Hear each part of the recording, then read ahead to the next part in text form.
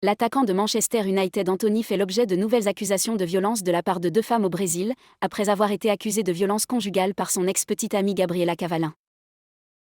Dans de nouveaux témoignages révélés après la plainte déposée contre l'international brésilien, Ressa de Freitas, étudiante en droit, affirme avoir dû être soignée à l'hôpital à la suite d'une altercation survenue en mai de l'année dernière. Elle affirme avoir été attaquée par Anthony et Maluoana, ex-femme du joueur brésilien Dudu, dans une voiture de l'attaquant mancunien, à la sortie d'une boîte de nuit de Sao Paulo. L'autre témoignage émane d'Ingrid Lana, une banquière de 33 ans. Elle a affirmé dans une interview à Record TV au Brésil qu'Anthony s'était montré agressif envers elle en octobre. Il a essayé d'avoir des relations sexuelles avec moi et je n'ai pas voulu.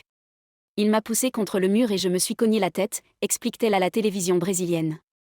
Accusé de menaces et multiples violences, l'ailier de 23 ans est déjà accusé par son ex-petite amie Gabriela Cavalin de menaces et de violences psychologiques et physiques, des faits démentis lundi par le joueur sur les réseaux sociaux.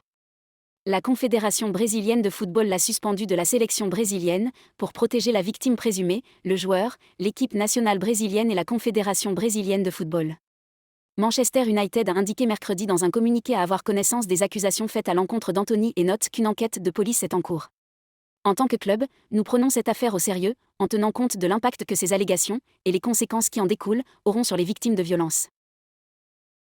Anthony a démenti en disant : par respect pour mes fans, mes amis et ma famille, je me sens obligé de parler publiquement des fausses accusations dont j'ai été victime. Depuis le début, j'ai traité cette affaire avec sérieux et respect, en apportant les éclaircissements nécessaires à l'autorité policière. L'enquête policière est soumise au secret judiciaire et je ne peux donc pas en rendre public le contenu.